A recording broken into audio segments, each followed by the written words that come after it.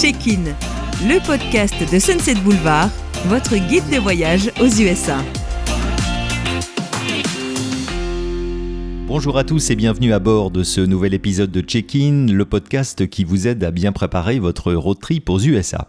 J'ai dit bienvenue à bord puisque aujourd'hui nous allons parler d'un élément incontournable d'un voyage aux États-Unis, c'est l'avion. Pour beaucoup, le décollage marque le début de l'aventure et du dépaysement.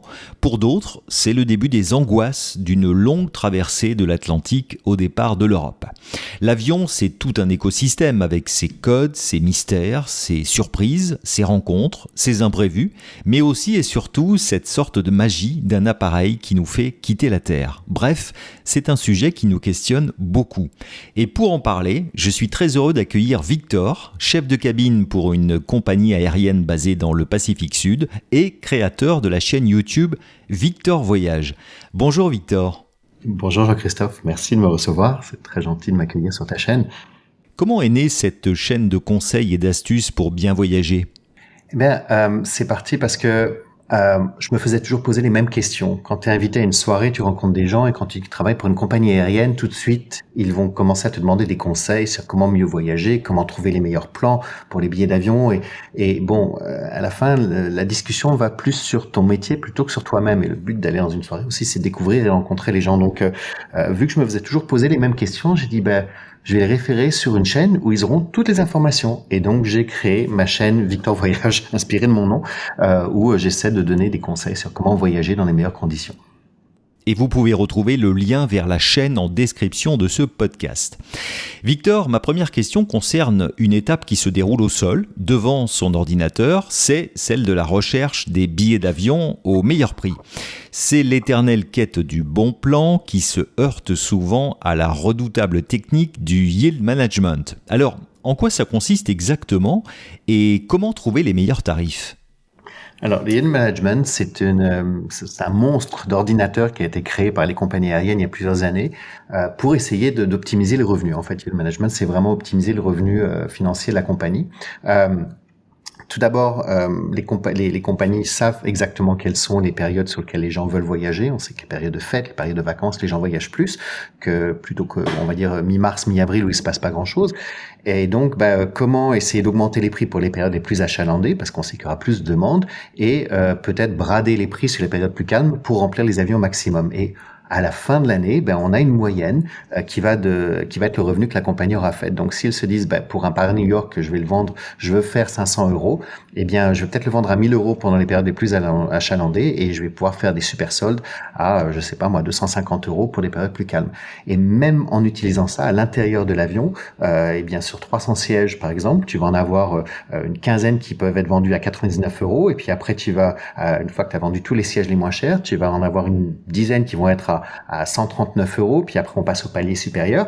Et donc, plus tu réserves tôt, plus tu as des chances d'avoir des meilleurs deals. Mais entre deux, le yield management fait qu'on va réajuster parce que les ordinateurs savent qu'est-ce que les passagers recherchent. Ils voient à chaque fois qu'on va sur un site internet, on demande à Paris-New York pour telle date, ils disent il se passe peut-être quelque chose à New York, c'est cette date-là, beaucoup de gens veulent y aller, et donc automatiquement on réajuste tout et on augmente ou on baisse les prix.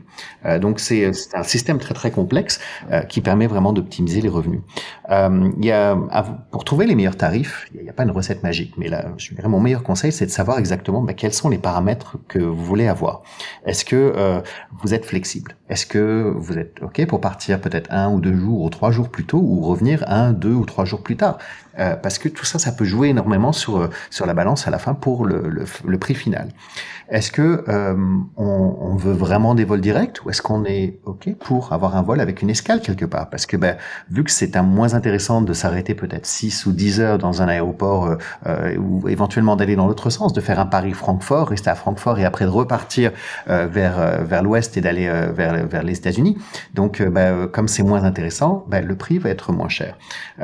Est-ce que on est attaché à une compagnie aérienne. Si on a une carte de crédit qui génère des miles ou des points avec une compagnie aérienne spécifique, peut-être que on va vouloir favoriser cette compagnie parce qu'on va pouvoir utiliser les points sur cette compagnie, même si c'est pas pour acheter le billet au complet, mais ça pourrait être très bien pour se payer un petit extra, un petit surclassement, peut-être un siège avec au niveau des issues de secours pour qu'il y ait plus d'espace, ou un excédent de bagages parce qu'on aura acheté beaucoup de choses aux États-Unis. Donc ça peut jouer dans la balance.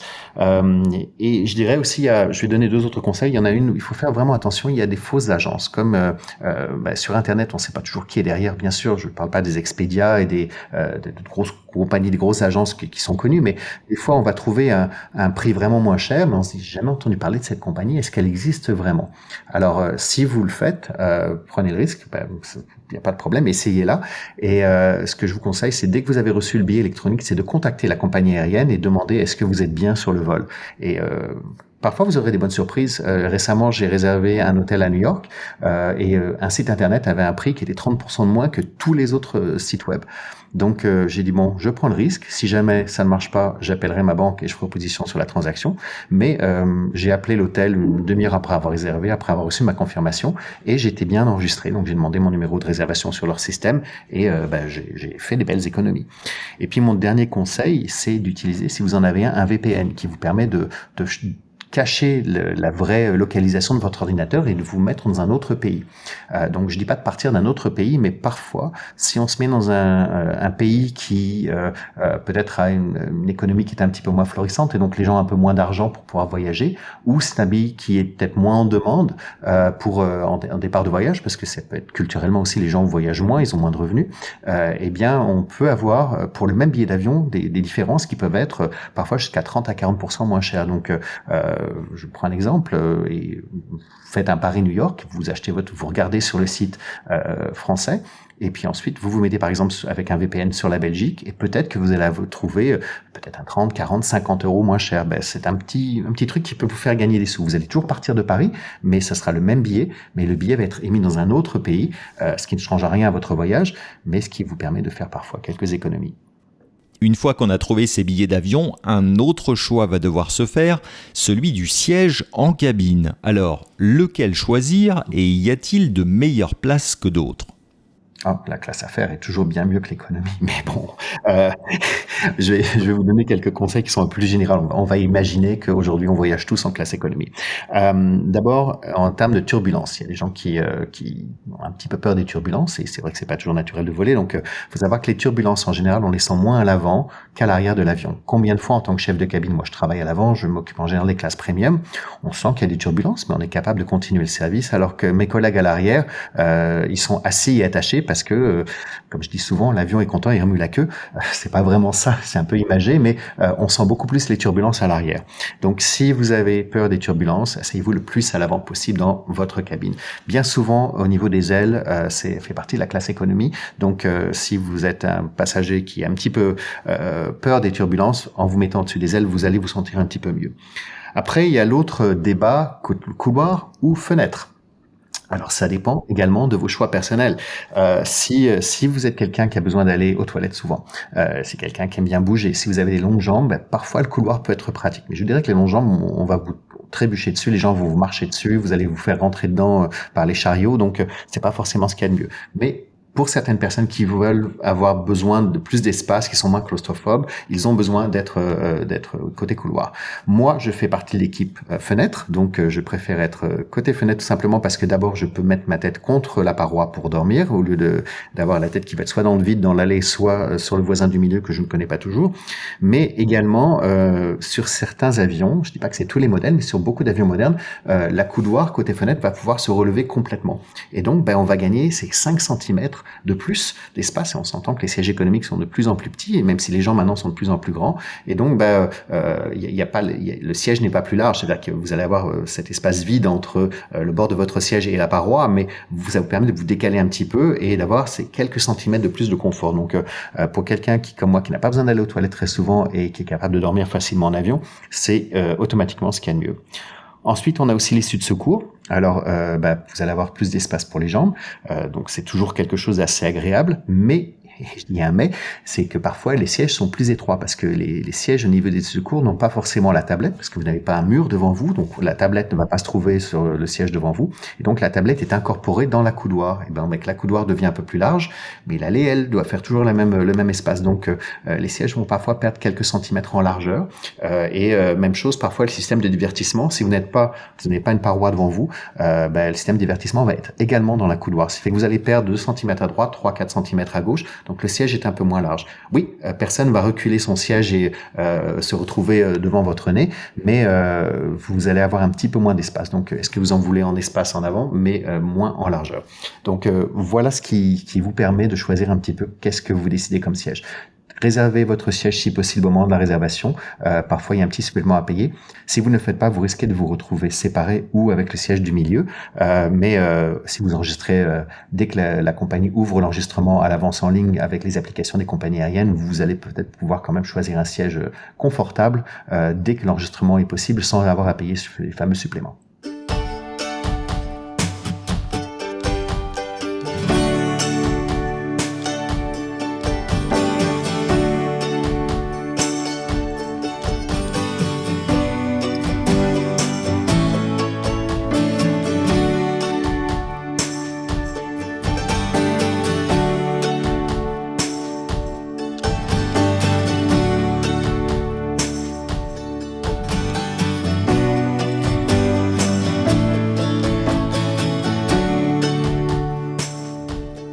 À ce stade, je ne peux pas m'empêcher de penser à toutes ces fois où j'ai embarqué dans l'avion par l'avant et traversé la cabine premium pour aller rejoindre un peu frustré la classe économie.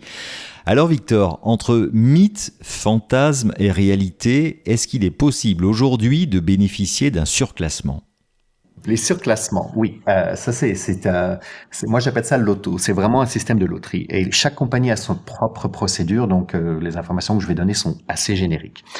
Il y arrive parfois qu'il y ait des surclassements qui soient gratuits. Je vous donne un exemple. La compagnie a fait du surbooking, donc ce qu'on appelle la surréservation. Par exemple, je prends des chiffres ronds, un avion à 300 sièges en économie et ils ont vendu 350. Si la compagnie en a vendu 350, c'est qu'ils savent qu'il y a un pourcentage de passagers qui ne vont pas se présenter, qui vont avoir manqué leur vol de correspondance. Ils savent que tout le monde ne va pas être à bord. Et je vous dirais, c'est une bonne chose. Tout le monde y gagne. La surréservation est une très très bonne chose dans la plupart des cas parce que la compagnie a des frais fixes qui les passagers vont payer. Donc quand on est 300 à payer ses frais fixes, ça coûte un certain montant. Si on est 350 à se partager ses frais fixes, ça nous coûte moins cher. Ce qui fait que le surbooking fait faire des économies à tous les passagers.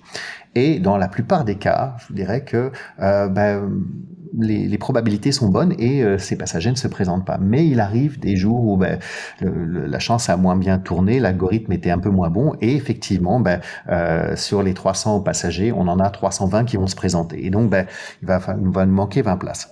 Et parfois, les cabines premium, business, ne sont pas pleines.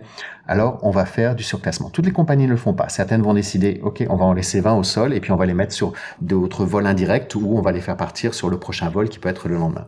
Mais beaucoup de compagnies, comme par exemple Air Canada, va décider s'il y a des sièges à l'avant, de les remplir. Et donc, il va falloir choisir qui on va surclasser. On va en surclasser d'économie vers la premium et on va vendre des passagers de premium qu'on va mettre en classe affaires. Donc, vous irez très rarement directement de l'économie directement en classe affaires. Alors, comment on va choisir ? D'abord, les compagnies vont surclasser les passagers qu'on appelle à haute contribution. Ceux qui ramènent beaucoup d'argent à la compagnie parce qu'ils voyagent souvent. Bon, faut savoir que la plupart d'entre eux sont déjà très souvent dans les classes affaires, mais c'est pas toujours le cas. Et donc, pour les remercier, comme c'est la fidélité, on va dire, Monsieur Jean-Christophe, aujourd'hui, c'est votre jour de chance, vous êtes un très bon client, eh bien, je vous propose d'être assis en premium. Donc, tu vas pouvoir en profiter, et puis on va mettre un de ces passagers qui aurait dû rester au sol, on va pouvoir lui donner ton siège. Voilà comment ça fonctionne au départ. Maintenant, une fois qu'on a déjà surclassé tous ces passagers haute contribution, s'il en reste, eh bien, ça peut arriver à monsieur ou madame tout le monde. Alors, il n'y a pas de recette magique, je vous dis, c'est vraiment loto. Pour augmenter ses chances, habillez-vous comme si vous alliez un petit peu à voyager en classe affaires. Donc, plutôt qu'arriver avec un jean, avec des trous et un t-shirt, avec, je sais pas moi, la tête de Madonna, mettez quelque chose un petit peu plus, que vous mettiez plus dans un bureau. Je dis pas de se mettre en tailleur, de se mettre quelque chose de très très restreint, mais quelque chose de plus neutre, de manière à ce que si on vous surclasse en classe affaires, vous n'ayez pas l'air d'avoir atterri dans un autre monde alors que vous n'étiez pas censé être là. C'est dommage de dire que l'habit ne fait pas le moine, mais les compagnies utilisent ce genre de choses parce qu'on va toujours essayer de traiter les passagers surclassés comme tous les autres passagers de la classe premium ou affaires, et on va pas faire de différence une fois à bord, mais on voudrait que vous rentriez un petit peu dans le moule. D'autres compagnies ont un autre processus, c'est un processus d'enchère que je trouve assez bien fait. Alors, toutes les compagnies ne le font pas. Je crois qu'Air France ne le fait pas. Lufthansa le fait, je crois. Air Canada. Il y a plusieurs compagnies qui le font. Et ça se démocratise de plus en plus. Et donc, c'est très simple. Lorsque Jean-Christophe réserve son billet, la compagnie va lui dire, si vous êtes intéressé de passer d'économie à premium, on vous le propose. On vous le confirmera 24 heures avant le départ. Quel montant vous seriez prêt à donner? Alors, tu vas décider. Ok, je vais donner 200 € de plus. Et puis, ils vont enregistrer tes enchères. Ils vont pas débiter ta carte de crédit. Ça va être débité le jour du départ, en fait, au moment où le surclassement est confirmé. Et puis, la veille du départ ou le jour du départ, la compagnie va regarder tous les gens qui ont enchéri. Et s'ils ont 5 sièges, ils vont les donner tout simplement aux 5 qui ont enchéri le plus, sachant que ce sont des enchères silencieuses. Donc, tu ne sais pas combien les autres passagers ont enchéri. Un bon moyen de pouvoir, pour avoir un ordre d'idée en général, enchérir à 30% de ce qu'on avait payé sur notre billet en classe économie est en général une bonne fourchette. Mais une fois de plus, on ne sait pas combien les autres ont donné. Mais ça peut être c'est un moyen assez agréable. On garde les miles ou les points qu'on aurait eu dans la classe d'origine, donc souvent en économie. Mais une fois à bord, le service est exactement le même, et on peut même souvent avoir accès au salon de départ. Dans ce cas-là, si c'est quelque chose qui a été prévu pour cette classe de service. Donc c'est un bon moyen d'être surclassé sans être un passager à haute contribution. Le confort d'un voyage, cela concerne aussi tous nos effets personnels, et j'en viens donc à la question des valises, que ce soit pour la soute ou la cabine. Qu'est-ce que tu conseilles comme type de bagage ? Alors, on va commencer avec les valises de cabine. Moi, valises de cabine, je conseille les valises qui sont souples avec des poches extérieures. Tout simplement parce qu'au moment où on va passer la sécurité, si on a ces valises rigides, souvent elles n'ont pas de poche extérieure et on va devoir sortir les liquides, les gels, les appareils électroniques, etc. Donc, c'est une valise rigide, on est obligé de l'ouvrir complètement et on va exposer tous nos effets personnels à tous les gens qui sont autour. Ça prend plus de temps. Si ce sont des pochettes extérieures, je peux facilement attraper éventuellement mon ordinateur ou ma tablette. Je vais pouvoir attraper ma petite pochette avec mes liquides sans avoir à tout déballer, et c'est plus vite remballé également. Faites attention aux roues, et ça, que ce soit pour les valises de cabine ou les valises de soute. Vous avez tous les genres de prix pour les valises. Vous allez en trouver dans le métro de Paris qui sont vendus à 15 €. Vous allez en trouver sur des sites comme AliExpress, pas très cher. Mais si vous voyagez une seule fois avec la valise, dans ce cas-là, c'est suffisant. Mais si vous voulez voyager un peu plus souvent et que vous voulez que votre valise dure dans le temps, vous allez trouver des valises de cabine qui vont être à 500 € de marques très très prestigieuses et qui sont garanties. Si c'est pas 10 ou 15 ans, elles peuvent être parfois garanties à vie. Et un facteur très important à regarder, c'est l'état des roues. En général, les valises les moins chères ont des roues qui vont se briser très rapidement. Et n'oubliez pas que vos valises, elles vont faire des kilomètres et des kilomètres. Les aéroports sont de plus en plus grands, vous devez marcher de plus en plus, et vous devez traîner votre valise qui, elle, peut être parfois bien remplie si vous avez acheté beaucoup de souvenirs. Et des fois, vous arrivez dans des hôtels, vous avez des couloirs qui sont très longs avec une moquette qui est extrêmement épaisse, et donc la valise est encore plus difficile à traîner. Donc et puis même des fois à l'extérieur des appartements, des hôtels ou des aéroports, vous avez parfois du goudron, vous avez beaucoup de travaux, etc. Donc il faut que vous ayez des roues qui puissent tenir le coup. C'est pas juste la cage en anglais, comme on dit, la structure de la valise, c'est également le système de roues. Donc moi, ce que je conseille, si vous voulez investir dans une valise avec des bonnes roues, regardez les roues si elles ressemblent à celles que vous avez sur les skateboards. En général, ce sont des roues qui sont assez solides, qui vont être capables de supporter les chocs et de tenir assez longtemps. Maintenant, si on parle de cabine en soute, là, par contre, je vais aller plus sur des valises en genre de plastique qu'on appelle le polycarbonate. Elles sont très légères, elles sont très solides et surtout elles vont résister aux intempéries, parce que parfois, lorsque votre valise va être chargée dans l'avion, elle va être sur un genre de petit tapis roulant qui va monter dans la soute à bagages, et s'il y a une énorme averse, elle va être mouillée. Si votre valise est en tissu, l'humidité va passer à travers le tissu et vos effets personnels risquent d'être mouillés également.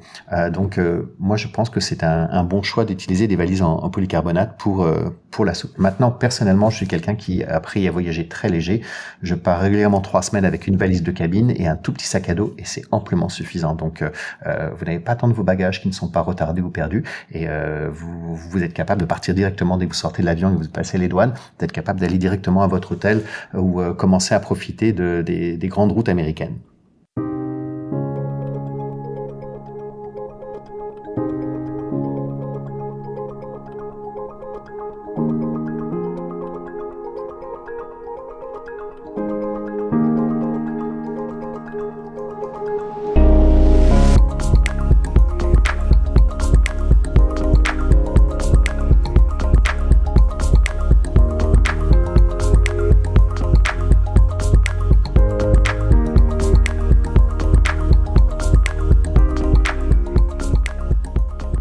Il y a aussi, Victor, tous les accessoires que les passagers emportent dans l'avion pour améliorer leur confort.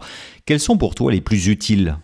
Alors, il y a plein de choses qu'on trouve sur des sites internet. Il y a des gadgets complètement inutiles qui prennent de la place, qui ne fonctionnent pas forcément. Il y a des choses que je déconseille. Tout ce qui doit être accroché à votre siège. Alors, en général, les sièges sont pas prévus pour ça. J'ai vu des repose-pieds que vous mettez sur la structure de la tablette. La tablette n'a pas été prévue pour ce genre de choses. Et après, le siège ne peut plus être utilisé pour d'autres passagers ou va être brisé ou même ne pourra pas fonctionner pour vous pendant le vol. Alors, moi, mes choses que j'utilise lorsque je voyage, je prends toujours un pull avec une capuche. Surtout si je suis en économie, ça me permet, lorsque je vais essayer de dormir, de me mettre dans ma bulle. Je mets ma capuche au-dessus de la tête, je mets l'oreiller en dehors de la capuche, tout simplement parce que ces petits oreillers, vous savez pas s'ils ont bien été lavés ou si quelqu'un a les déjà mis contre leur joue. Et parfois, des fois, vous mettez l'oreiller par terre parce qu'il vous gêne pendant que vous mangez. Et par terre, un petit secret, je vais vous en donner un autre plus tard, mais la moquette de l'avion n'est pas nettoyée. Souvent, on passe l'aspirateur, mais on ne sait pas si les gens avant avaient des souliers crottés, si quelqu'un n'a pas été malade, etc. Donc, mettez pas votre oreiller par terre pour vous le mettre sur le visage. Donc, moi, je le mets en dehors de mon capuchon. Je me fais ma propre trousse de confort. Vous en avez qui vous sont fournis si vous êtes dans les classes premium, mais en économie, on vous en donne pas, ou très rarement. Je pense que ça ne doit plus vraiment exister. Et donc, je me fais ma propre trousse. J'achète une petite trousse de toilette ou même une trousse de stylo. Et puis, il n'y a pas besoin de prendre quelque chose de très, très gros. Et ce que je mets à l'intérieur, je vais mettre une brosse à dents. Je vais mettre un petit tube de dentifrice. Vous trouvez ça souvent dans les pharmacies ou parfois les supermarchés et parfois aussi les relais H à l'aéroport. Vous allez être capable d'en trouver, mais ça va être un peu plus cher. Je vais mettre un masque pour les yeux, ce qui me permet de pouvoir dormir si mon voisin décide d'ouvrir le cache-hublot ou si la lumière est encore allumée en cabine et que j'ai terminé mon repas ou que je veux pas manger et que je veux dormir. Je vais prendre une paire de chaussettes. Simplement, si c'est un long vol, je vais enlever mes souliers, mais il fait froid dans l'avion. Il fait en général dans les 20 degrés, mais pour les membres d'équipage, en général, on est bien parce que nous, on est actifs, on monte, on descend l'allée en permanence. Les passagers sont assis pendant 8, 10, 15, 17 heures. Et donc, au bout d'un moment, comme on ne bouge pas, on commence à avoir plus froid. Donc, une paire de chaussettes supplémentaires qui permet d'avoir le confort. On va pas commencer à amener nos chaussons de la maison, mais c'est toujours très agréable. Par contre, les chaussettes, je vais donner mon deuxième truc maintenant. Si vous allez aux toilettes, s'il vous plaît, mesdames, messieurs, mettez vos souliers dans les toilettes. Le liquide que vous avez par terre, ce n'est pas de l'eau. C'est une grande révélation peut-être pour vous, mais il y a plein d'autres liquides que vous pouvez imaginer qui peuvent arriver sur le sol des toilettes. Vous avez certains passagers qui arrosent le sol pensant que l'herbe va pousser, mais non, ce n'est pas le cas. Et si vous arrivez pieds nus, comme on le voit régulièrement, ou en chaussettes, eh bien, vous allez mettre ce magnifique liquide sur vos pieds. Donc, mettez vos chaussures lorsque vous allez aux toilettes. Je continue avec ma trousse de toilette. Mettez toujours un stylo parce que vous aurez un document douanier éventuellement à remplir. Vous aurez peut-être le numéro de téléphone d'un voisin qui va vous donner ou un conseil d'un voisin qui va vous donner un super plan pour un spectacle à voir ou quelque chose à faire ou un magasin à aller visiter. Je vais prendre toujours un ou deux bonbons. C'est parce que des fois on s'endort et puis on se réveille, on n'a pas toujours la laine très très fraîche, surtout si on a pris un café avant ou une boîte de Tic Tac ou quelque chose juste pour se sentir un peu plus frais. Moi en général j'ai aussi je prends des petites lingettes et je suis pas un dingue sur les lingettes parce que je sais que c'est assez polluant, mais juste un petit paquet de quelques lingettes pour me rafraîchir. Si c'est un long vol, je vais aller dans les toilettes avant l'atterrissage et je vais me laver un peu avec ces lingettes histoire d'être un peu plus frais lorsque je sors de l'avion. Et finalement, je vais mettre une crème hydratante parce que l'air dans les avions est très très sec ou un petit peu de vaseline, ça va permettre justement de pouvoir se décongestionner et d'avoir une peau qui n'a pas l'air d'être sortie d'un four. En parallèle, en dehors de la pochette, je vais prendre des écouteurs.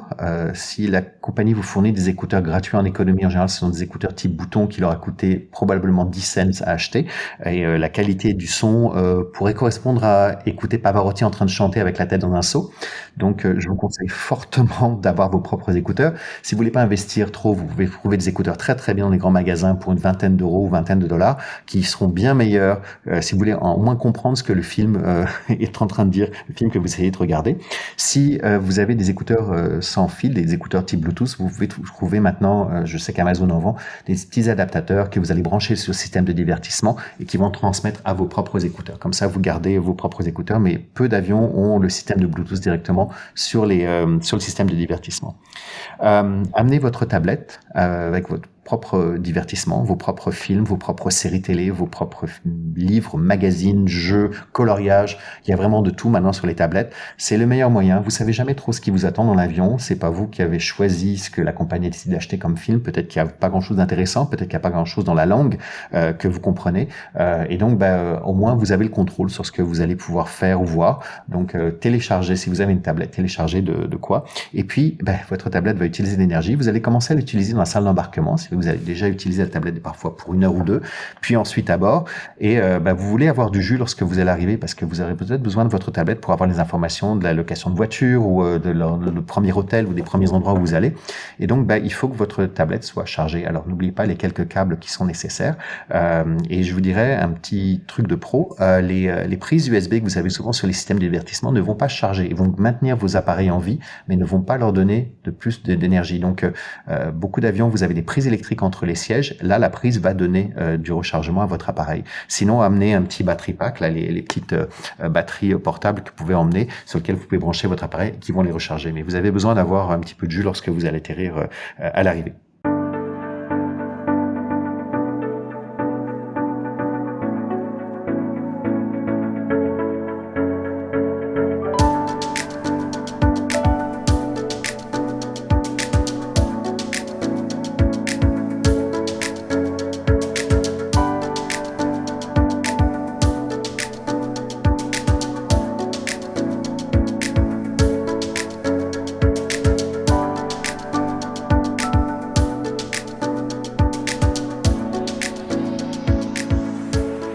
Quand on part en voyage aux États-Unis depuis la France, il faut compter en moyenne 8 heures de vol direct pour New York et environ 12 heures pour Los Angeles.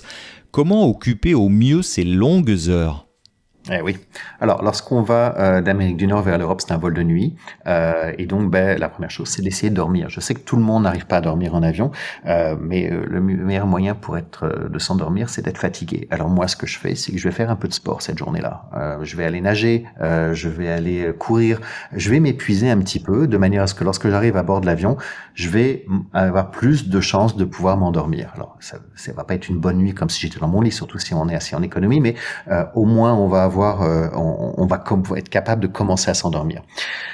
J'en ai parlé, si vous avez des outils électroniques, vous avez de quoi vous divertir, mais profitez-en aussi pour faire le ménage dessus. Peut-être que vous avez des vieux fichiers, des choses à effacer. Moi, très souvent, lorsque je quitte mon coin du Pacifique pour me rendre en Amérique du Nord, c'est très facilement, si je vais à New York, c'est un vol de 17 heures, donc j'emmène mon ordinateur portable et je vais faire le ménage dessus. Je vais retrouver des vieux fichiers, je vais enlever des vieux emails qui étaient encore dans Outlook, dont j'ai plus besoin parce qu'ils ont que 5 ans. Je vais faire le ménage, ça fait que j'ai le temps, j'ai rien d'autre à faire. Et puis tout va synchroniser lorsque je vais être à nouveau en ligne si j'avais pas la Wi-Fi. Enlever des photos, des choses dont vous n'avez plus besoin.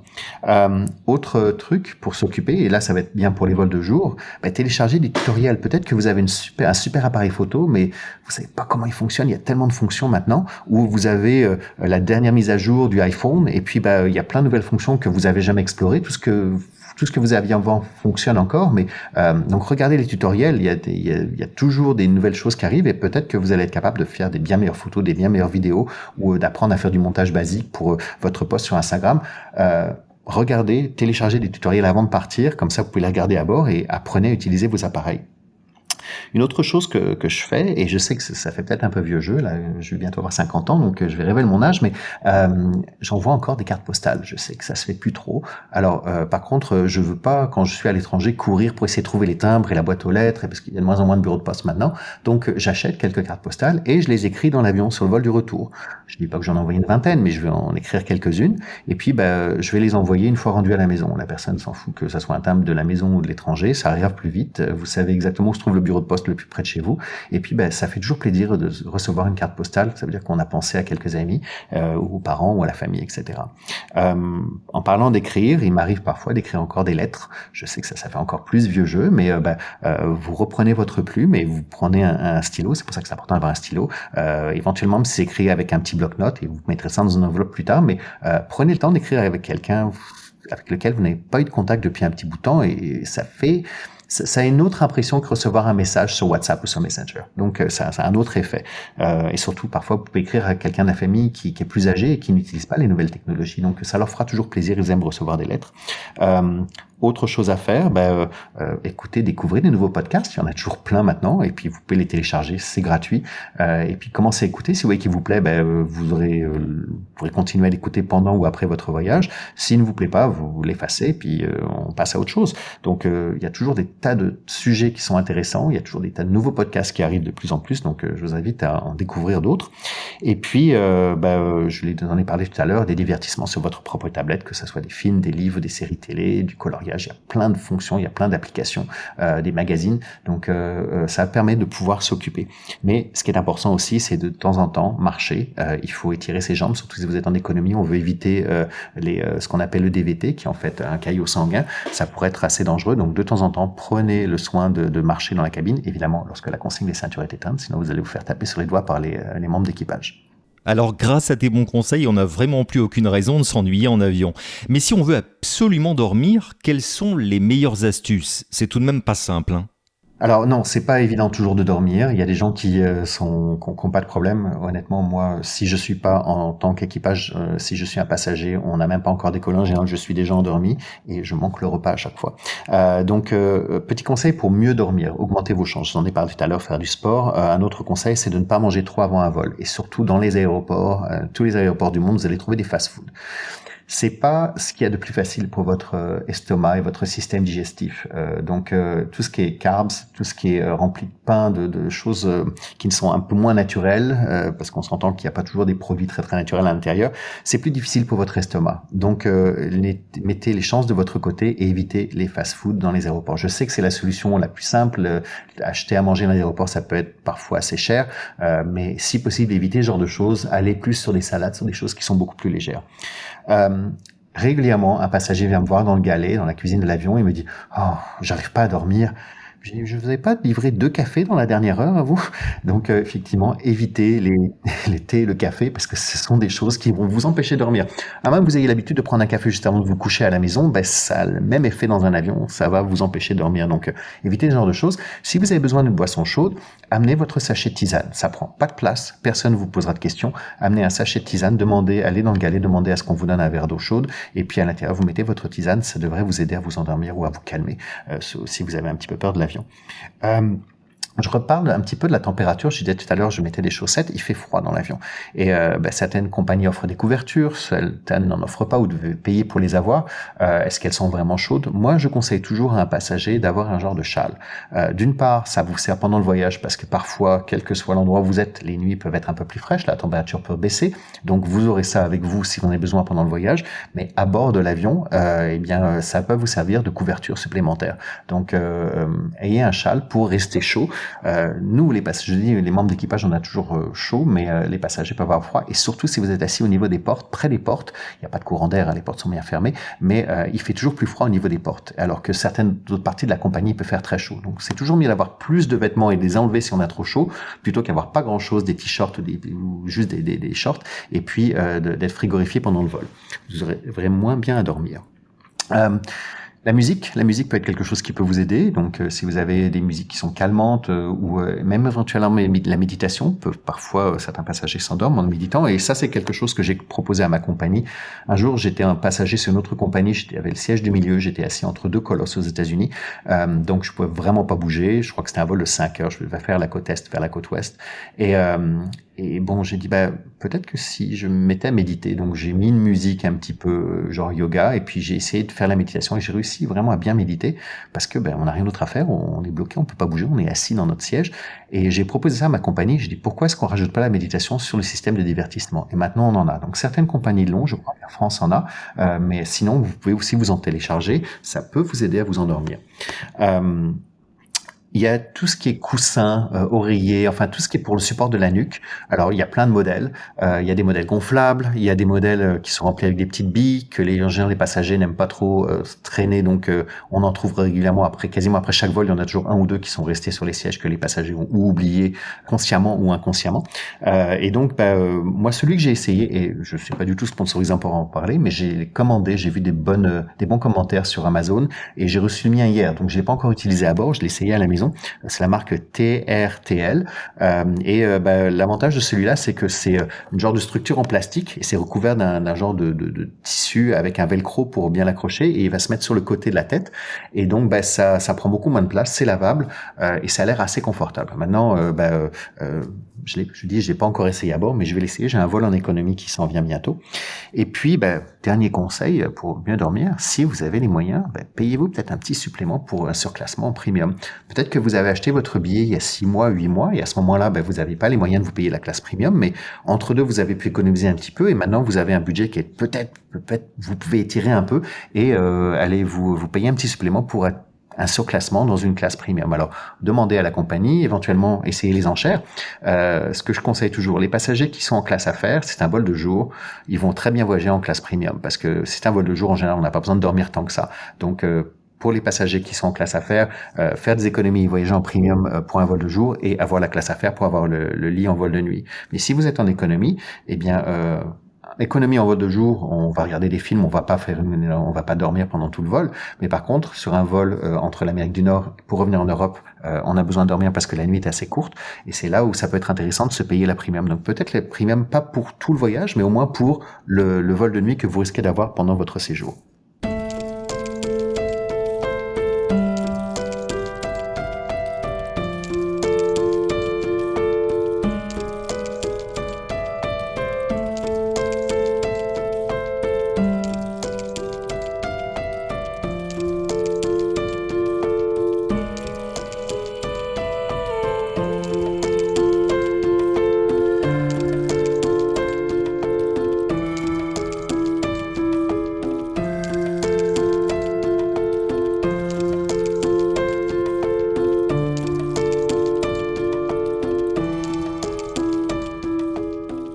Je parlais dans l'intro des angoisses que génère l'avion chez certains passagers et je pense notamment aux turbulences.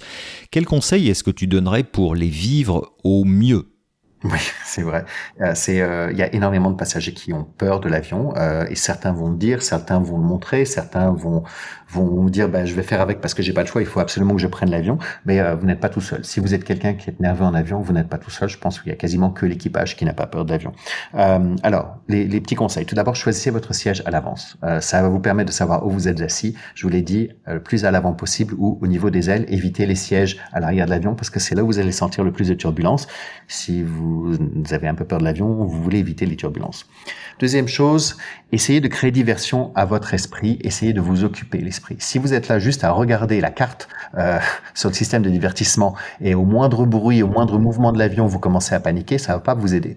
Donc, regardez un film avec des acteurs que vous aimez, même si c'est un film que vous avez déjà vu, ou une série que vous aimez beaucoup, vous pouvez la télécharger, regardez-la à nouveau. Prenez un livre qui vous passionne. Si vous êtes, vous aimez faire de la recherche, prenez prenez quelque chose sur un sujet que vous étudiez à l'université et passionnez-vous, continuez à aller dans votre passion en vous documentant encore plus. Faites de quoi pour créer une diversion. Écoutez des podcasts, peut-être pas sur les turbulences, c'est pas le moment, mais faites de quoi pour occuper votre esprit de manière à ce que vous allez faire abstraction des bruits et des éventuels mouvements. Un avion, c'est une énorme machine qui bouge, comme votre voiture. Votre voiture fait du bruit lorsqu'elle se déplace. L'avion en fait également en se déplaçant. Autre point, j'en ai parlé tout à l'heure, mangez léger, mangez bien, mais surtout essayez de manger léger. Ne vous gonflez pas l'estomac parce que si vous êtes sujet au mal de l'air, eh bien vous n'avez pas envie de vomir des produits qui viennent du fast-food. Donc vous sentirez un petit peu mieux avec un estomac plus léger. Sinon, si vous avez un petit peu mal à l'estomac, en général, tout ce qui est boisson à l'air de gingembre, comme vous appelez ça en France, je crois le Canada Dry, en version américaine, on appelle ça du ginger ale. Eh bien ça va calmer un petit peu l'estomac. Donc c'est quelque chose qui peut vous aider. Mon meilleur conseil, c'est de l'indiquer à l'équipage lorsque vous allez arriver. Lorsque vous allez embarquer, auprès de chaque porte de l'avion, vous avez un membre d'équipage qui va rester près de la porte. Mais présentez-vous, dites bonjour. Mon nom est Victor, je suis un passager un peu nerveux, je me sens jamais très très bien dans l'avion. On va noter le numéro de votre siège et on va toujours garder un œil sur vous. On va pas venir vous parler toutes les 5 minutes, mais de temps en temps, on va voir si tout se passe bien. Dès qu'il y a des turbulences, on va toujours avoir un petit clin d'œil vers vous, on va vous montrer un pouce vers le haut, on va attendre que vous répondiez si tout va bien pour vous. Et puis, si vous avez l'air un peu angoissé, on va venir vous parler un petit peu. Nous, on prend l'avion tout le temps, c'est notre métier, on se sent très bien à l'intérieur, et si c'était dangereux, on ne serait pas dans l'avion. Si on savait qu'il y avait des dangers, si on savait que y avait le moindre risque, honnêtement, moi, je ne monterais pas dans un avion. Il y a moins de chances d'avoir un accident dans un avion que de traverser la rue ou de prendre un autobus. Donc, on se sent très bien, mais je sais que c'est un environnement sur lequel vous n'avez pas le contrôle. Et c'est ça qui fait beaucoup de peur aux gens. C'est que lorsque nous sommes dans un avion, vous ne voyez pas exactement où est-ce qu'on va parce que seuls les pilotes ont la vue à l'avant de l'avion. Vous voyez juste les côtés. Vous avez le système de cartes. Vous mangez quand on vous dit qu'il faut manger. Vous vous asseyez quand on vous dit qu'il faut vous asseoir. Vous allez aux toilettes quand c'est autorisé, quand on n'est pas en phase de décollage, d'atterrissage et que la consigne des ceintures est éteinte. Vous n'avez pas le contrôle sur plein de choses. Donc, il y a beaucoup de gens pour lesquels ça va augmenter un petit peu la nervosité. Je continuerai en disant ne pas mélanger tranquillisant et alcool. Alors, si vous en prenez un, prenez-le en quantité raisonnable, soit des tranquillisants, soit l'alcool, mais pas les deux à la fois. Ces fameux cocktails, on a vu des gens et même parfois des célébrités qui en ont pris et qui finissent par faire des choses dont ils ne se rendent pas compte. On a encore vu il y a quelques semaines en Inde un passager qui a été faire pipi sur une autre passagère qui était assise dans son siège en classe affaires et après il ne se souvient de rien. Donc ça c'est un cas un peu extrême, mais ça s'est vu plusieurs fois. Donc c'est jamais très bon de mélanger l'alcool et les médicaments. Ça c'est toujours dit sur toutes les boîtes de médicaments et encore plus en avion parce que avec l'altitude, l'alcool fonctionne pas très très bien. Donc, si vous prenez tranquillisant, prenez en dose raisonnable. L'alcool également en dose raisonnable. De toute façon, il est illégal d'être intoxiqué à bord d'un avion. Mais demandez conseil à votre médecin ou à votre pharmacien sur qu'est-ce qui peut vous aider à passer à travers ça. Et puis, mon dernier point, gardez votre ceinture attachée au-dessus de la couverture. Si on doit passer à travers une zone de turbulence et que vous étiez endormi, donc c'est bien, vous n'allez pas vous en rendre compte, mais nous, les membres d'équipage, on doit vérifier dès que la consigne des ceintures s'allume, on doit vérifier que tous les passagers sont attachés. Donc on va marcher dans la cabine, on va vérifier chacun des passagers. Et si c'est un vol de nuit, eh bien on est avec notre petite torche, parce qu'on va pas allumer les lumières de la cabine, et on va regarder au niveau de la taille. Mais si on voit pas votre ceinture parce qu'elle est sous la couverture, eh bien, on va devoir vous réveiller. Et alors, si vous êtes un passager nerveux, vous avez réussi à vous endormir parce que vous avez pris un verre de vin et qu'on vous réveille, vous allez avoir du mal à vous rendormir en pleine turbulence et vous allez nous en vouloir. Mais c'est parce que nous, on doit s'assurer à ce que vous êtes attaché. Déjà, nous, on se met à risque en marchant dans la cabine pendant les turbulences, mais en plus, on se fait engueuler par les passagers qu'on a réveillés. Donc, mettez la ceinture au-dessus de la couverture et on va vous laisser dormir tranquillement. On viendra pas vous embêter. 8 heures de vol pour rejoindre New York depuis Paris, 12 heures pour Los Angeles, mais c'est bien plus quand on part de province et ou qu'on choisit un vol avec escale. Résultat, c'est vrai, on n'est pas très frais en débarquant. Et j'ai personnellement souvent constaté que le personnel de cabine était bien plus humain que moi. Mais ont-ils donc un secret ? Oui, on en a un, mais je suis pas sûr que j'ai le droit de le révéler. Bon, je vais quand même le partager à tes abonnés. Nous avons des lits. Nous avons des vrais lits, enfin on a des matelas qui sont dans l'avion pour nous, qui sont cachés. Alors, soit ça dépend des versions des avions, ça peut être parfois dans le plafond, ou ça peut être dans la soute. Alors, on ne marche pas dans la soute au milieu de vos bagages, mais il y a la soute, c'est plusieurs modules qui sont chargés à l'intérieur, et on peut avoir un module qu'on appelle les postes de repos. Et donc, pendant le vol, si vous regardez, vous avez en général seulement la moitié de l'équipage qui est sur le pont. Alors, c'est différent pour les personnels techniques, pour les pilotes, mais c'est la même chose. Ils ont aussi leur propre poste de repos. Mais si je parle des hôtesses de l'air, des stewards, ce qu'on appelle les PNC, nous avons des tours de garde. Et donc, la manière où ça fonctionne, c'est que, par exemple, si vous faites un Paris-New York, vous avez deux prestations. Vous avez une prestation de repas qu'en général, pas longtemps après le décollage, et puis avant d'arriver, vous allez avoir une collation. Donc, on a fini la première prestation de repas, et le chef de cabine va calculer combien de temps on a besoin pour la deuxième prestation, sachant qu'on doit aussi, après avoir débarrassé, on doit préparer la cabine pour l'atterrissage. Donc, on va dire, OK, la deuxième prestation, on va la commencer 90 minutes avant notre atterrissage à New York. Et donc, on vient de finir le premier repas, il me reste 4 heures. Donc, ces 4 heures, je vais les diviser en deux, et je vais envoyer la première moitié de l'équipage dans ces fameuses couchettes, et l'autre moitié va rester sur le pont. Et ensuite, au bout de 2 heures, on va échanger. Et donc, ceux qui étaient sur le pont vont aller en deuxième repos, et ceux qui étaient en repos vont être de tour de garde. Et on va dans ces fameux compartiments secrets. Donc, il y a une porte avec un code en général. Donc, ne demandez pas à être invité. On n'a pas le droit d'amener des passagers. Même si vous nous amenez du chocolat, on prendra le chocolat, mais on vous invitera pas dans nos postes de repos. Et il y a rien de très très luxueux. C'est un matelas. C'est pas très très haut de plafond. Moi, je vole très souvent sur le Boeing 787, le Dreamliner de Boeing, et je vous dirais, le poste de repos, je ne suis pas capable de m'asseoir à l'intérieur. Je fais 1m82 et je dois me baisser un petit peu. Mais c'est un matelas avec 2 oreillers, une ceinture de sécurité, un duvet, une prise électrique. Certaines compagnies ont été un peu plus luxueuses et mettent aussi le système de divertissement que les passagers ont, donc on peut éventuellement regarder des films.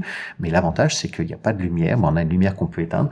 Il n'y a pas de bruit, il n'y a pas de passagers, il n'y a personne. Et on peut éventuellement dormir. Dans les turbulences, c'est pas toujours évident, surtout qu'on est au plafond et dans le cas du Dreamliner à l'arrière de l'avion, donc là où ça remue le plus. Mais au moins, on peut fermer nos yeux, on peut lire un livre, on peut regarder une série télé sur notre tablette et se reposer et avoir l'air un petit peu plus frais. Mais bien sûr, lorsqu'on sort du post-repos, on va tous utiliser toutes les toilettes qui sont disponibles. Les femmes vont remettre le maquillage, vont remettre le chignon, vont se refaire une beauté. On va se brosser les dents et après, on va arriver avec la deuxième prestation, le petit déjeuner. Avant d'atterrir, Victor, j'ai une petite question subsidiaire en forme de confidence, si tu le veux bien. Quelles sont les choses, les attitudes que les équipages détestent chez les passagers ? Je dirais que les mentalités ont beaucoup changé depuis quelques années, surtout depuis la Covid où on a dû renforcer le port du masque. On a eu affaire à certains passagers qui n'avaient pas vraiment envie d'obtempérer. Mais moi, ceux que je déteste le plus, d'abord, sont les passagers qui nous touchent. Et ça, c'est pas forcément les passagers français, ça vient de certaines cultures.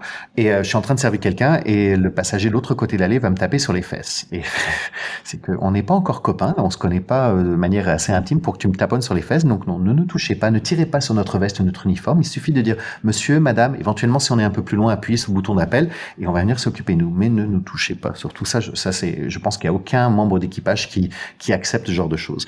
Parce que oui, on n'est pas assez intime. Il y a des passagers qui oublient qu'ils sont dans un avion. Parce que c'est vrai que on a rendu les avions plus confortables. Dirons que maintenant on a la télévision, on a tous accès à quasiment à un système de divertissement. Alors que je me souviens quand j'étais plus jeune, je voyageais, il y avait un écran général et tout le monde regardait le même film, on n'avait pas le choix et tout le monde est aux toilettes à la fin du film au même moment. Maintenant, on est un peu plus libre sur certaines choses et certains passagers oublient qu'on est dans un avion à 35 ou 40 000 pieds, que c'est toujours pas naturel de voler et ils se sentent comme dans leur salon. Donc il y a des photos d'horreur où on en voit qui se coupent les ongles des pieds dans l'allée. Bon, on voit un petit peu de tout. Et moi, ce qui m'énerve toujours, les gens qui se lèvent pendant les turbulences. Parce que la consigne des ceintures est allumée, on ne sent pas toujours la turbulence. Mais toutes les turbulences n'apparaissent pas sur les radars, surtout en haute altitude. Et parfois, les pilotes savent qu'il y a une turbulence qui s'en vient parce que l'avion qui est devant nous, qui est à même peut-être 20 minutes en avance sur nous, disent on a eu des turbulences, donc il se passe le message. Donc on sait qu'il y a des turbulences qui risquent d'arriver, on ne les sent pas pour le moment, et il y a des passagers qui disent oui, mais c'est maintenant que je vais aller aux toilettes. Et on ne peut pas les empêcher d'y aller. Au décollage et l'atterrissage on peut, mais pas en cours de vol. Et ils se mettent à risque, ils mettent les passagers autour d'eux à risque. Et puis si la turbulence arrive, et c'est arrivé à un de mes collègues il y a quelques jours, la consigne n'était même pas allumée, il a décollé, il a touché avec sa tête le plafond du galet, il a atterri. ça va, de la chance, il ne portait rien, mais s'il avait un chariot avec lui, le chariot aurait aussi décollé, il aurait très bien pu atterrir sur son pied. Donc, et si vous allez dans les toilettes, il n'y a pas de ceinture de sécurité dans les toilettes. Donc, respecter la consigne des ceintures, c'est vraiment, ça va aider tout le monde. Je suis pas parent, j'ai aucun enfant, mais il y a des parents qui laissent leurs enfants faire n'importe quoi. Et je sais que c'est pas toujours évident de contrôler ses enfants, mais on doit garder un certain contrôle sur nos enfants. Et là, j'ai une petite anecdote. Je faisais un vol qui partait de Shanghai et j'avais une petite fille qui était très très excitée et qui n'arrêtait pas de sauter sur le siège. La consigne des ceintures était allumée, on a prévenu la maman 3 fois, on lui a dit il faut qu'elle soit attachée, mais à chaque fois la maman n'arrivait pas à rien faire. Et la petite fille sautait sur son siège et tapait sur le compartiment qui se trouve juste au-dessus de son siège, là où il y a la lumière et le bouton d'appel, et c'est là où il y a aussi le masque à oxygène. Et elle a tellement tapé qu'elle a déployé le masque à oxygène, ce qui a effrayé beaucoup de passagers autour parce qu'ils pensaient qu'il y avait une dépressurisation, ce n'était pas le cas. Et donc on a dit regardez ce que vous avez fait là, il faut vraiment que vous contrôlez votre enfant. Donc vous lui mettez la ceinture au rang maximum, vous la serrez le plus possible, vous lui mettez un dessin animé, les écouteurs sur la tête, mais elle doit rester assise, elle se met en danger, elle est légère également, et s'il y a une turbulence, elle va toucher le plafond beaucoup plus facilement. Je l'en ai parlé tout à l'heure, les passagers qui vont aux toilettes sans leurs chaussures, je vous l'ai dit, le liquide par terre, ce n'est pas forcément de l'eau. Et puis aussi, ça arrive souvent, les gens qui ne retirent pas leur casque lorsqu'on leur parle. On arrive avec notre chariot, on a des choix de repas ou quelque chose à boire, on leur dit qu'est-ce que vous voulez boire, ils nous regardent. Alors on répète, qu'est-ce qui vous ferait plaisir? Ils nous regardent. Au bout d'un moment, on finit par les ignorer, puis une fois qu'on a avancé, là, ils disent « Ah ben, je voulais un coca ». Ben oui, mais réponds quand on te parle. Ou ceux qui continuent à regarder le film, le volume dans le casque est très très élevé, et ils pensent que ils doivent parler aussi fort. Alors on leur demande « Qu'est-ce qui vous ferait plaisir ?» et ils nous crient « Un café !» Mais c'est pas la peine de crier comme ça. Vous avez prévenu toute la cabine que vous voulez un café. Donc, si on vous parle, retirez le casque d'écoute. Il y a toujours un bouton pause sur tous les films, et vous pourrez reprendre la continuation de votre film ou de votre série après. Mais si on prend quelques secondes pour vous parler, prenez le temps de nous répondre, c'est la moindre courtoisie. Je pense que tous les parents ont appris ça à leurs enfants. Merci beaucoup Victor pour ce podcast absolument passionnant, bourré de bons conseils, de bon sens. J'ai beaucoup aimé ton humour, ton humeur. Franchement, un grand merci à toi. Ça m'a fait très plaisir de pouvoir les partager. Je dis, le but de ma chaîne, c'était d'éduquer les gens. Donc, si vous avez appris 1 ou 2 trucs pour mieux voyager, j'aurais réussi ma mission. Donc, ça m'a fait très plaisir de passer ces quelques minutes avec vous.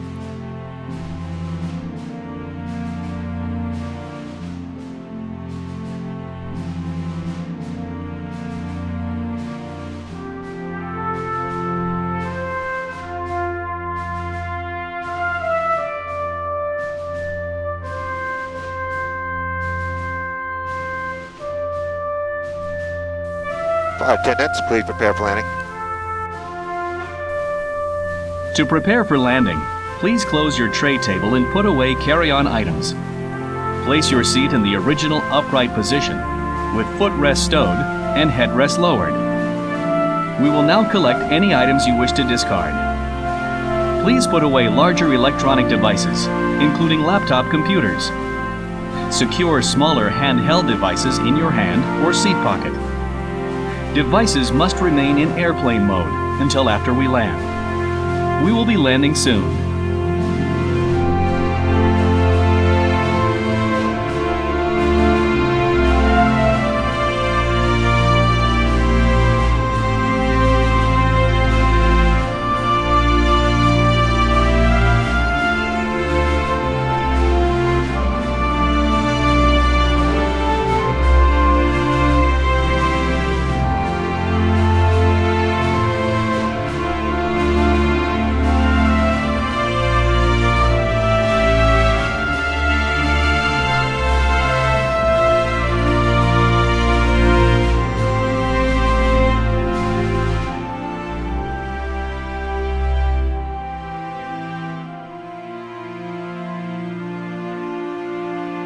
Et avant de débarquer de ce podcast, allez vite laisser un petit commentaire, notamment sur notre chaîne YouTube. Voilà, cet épisode était le dernier avant une petite pause estivale. Merci à toutes celles et ceux qui ont déjà participé à Check-in. Johanna, Joël, Elisa, Élise, Pierre, Alex, Nicolas et Victor. À très bientôt.